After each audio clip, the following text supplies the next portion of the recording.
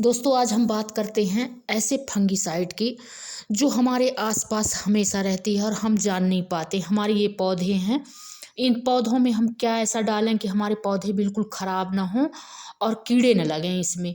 तो हम किस फंगिसाइड का हमको प्रयोग करना चाहिए और हम सब उसका इस्तेमाल बड़े आसानी से कर सकते हैं कि हमारे पास जो इतना सरल तरीका से और बिल्कुल फ्री में। तो ये मेरे पास ये देखिए, ये क्या है? ये राख है। तो राख ये आप उपले की राख हो और चाहे लकड़ी की राख हो, आप ये दोनों का प्रयोग कर सकते हैं। ये बहुत अच्छी चीज़ है और बहुत इसमें फ़ायदा रहता है आपके पौधे के लिए। आपके पौधे का बिल्कुल ये मित्र है और आपके पौधे को बिल्कुल बहुत स्वस्थ इस ग्रोथ बहुत तेज़ी से ग्रोथ का में करता है, पौधे को बढ़ाता है।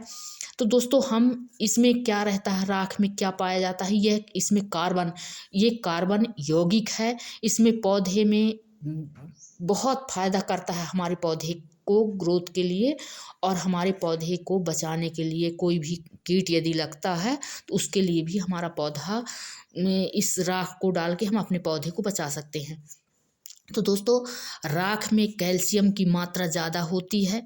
कैल्शियम इसमें 25% रहता है। तो कैल्शियम राख में पाया जाता है।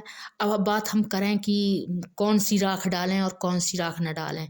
तो दोस्तों हम लकड़ी की राख या उपले की, जो गोबर के कंडे बनते हैं और गाय के गोबर का है या भैंस के गोबर का है, किसी का है, आप यदि कंडे बनाते हैं, कंडे आप उपले तैयार करते हैं, तो यदि उनको जलाते हैं तो आप उस राख को फेंकिए नहीं। उसको राख को खाक समझ के फेंकिए नहीं, उसका अपने खेती में बड़े अच्छे से इस्तेमाल करिए। वो आपके लिए बहुत ही फ़ायदेमंद चीज़ रहती है। तो आप उस राख का, कंडे की राख हो या लकड़ी की राख हो, चूल्हे में पहले के ज़माने में खाना बनता था और उसका प्रयोग पौधों में पहले भी करते थे। लेकिन आज रासायनिक इसकी क्रियाएं देखे हैं और वैज्ञानिक लोग इसका शोध किए हैं, तो उसमें ये पता चला है कि राख हमारे लिए, हमारे पौधों के लिए कितना उपयोगी होता है। तो हमको राख को फेंकना नहीं है, हम अपने पौधों में, सभी पौधों में इसका इस्तेमाल कर सकते हैं।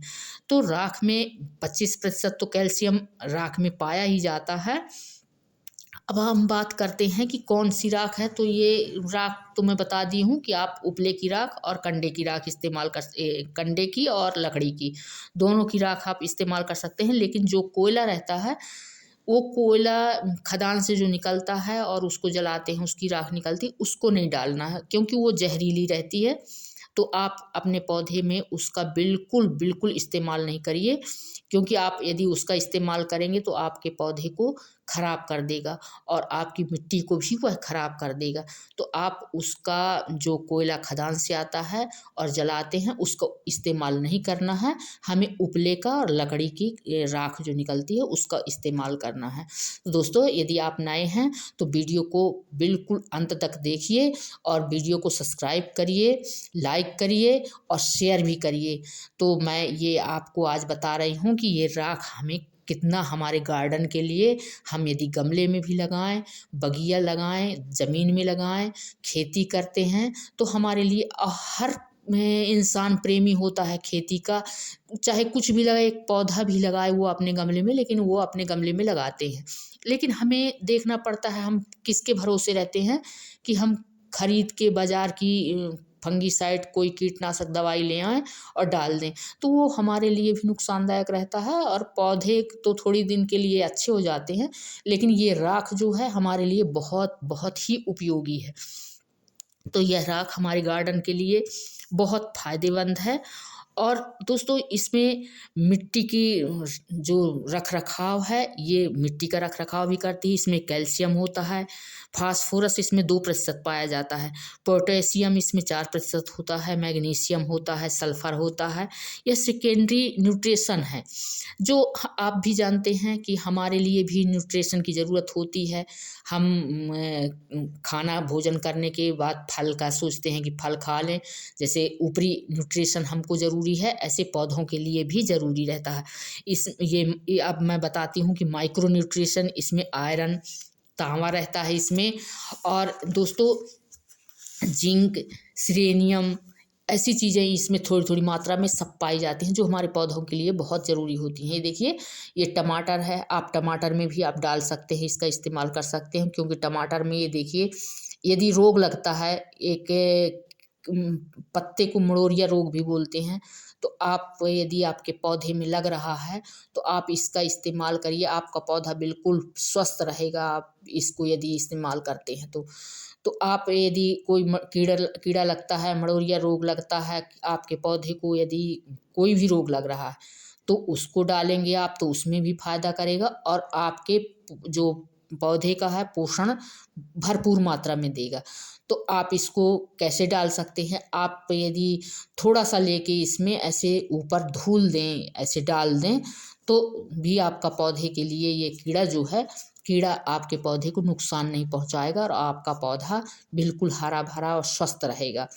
हम अब मेथी भी लगाते हैं, मेथी यदि लगाते हैं हम, तो मेथी कभी-कभी क्या होता है कि मेथी हमारी खराब हो जाती है। हम धनिया लगाएँ, मेथी लगाएँ, ये देखिए मैंने भटे लगाए हैं, बैंगन जिसको बोलते हैं, उसके पत्ते में भी कीड़ी लग जाती है, सूंडी लग जाती है। उसमें भी यदि पूरा पौधा खराब कर देता है कीड़ा, तो हम इसमें पत्ते के ऊपर हम ऐसे डाल सकते हैं, थोड़ी-थोड़ी यदि हम डालते हैं, तो हमारा पौधा बिल्कुल स्वस्थ रहेगा और कीड़ा जो है, तो हमारे पौधे को खराब नहीं करेगा। तो ये फंगिसाइड का भी बहुत अच्छा काम करता है, बहुत अच्छी अच्छी चीज़ है और सारे पोषण तत्व जो है, तो वो भी ये पौधे को देता है।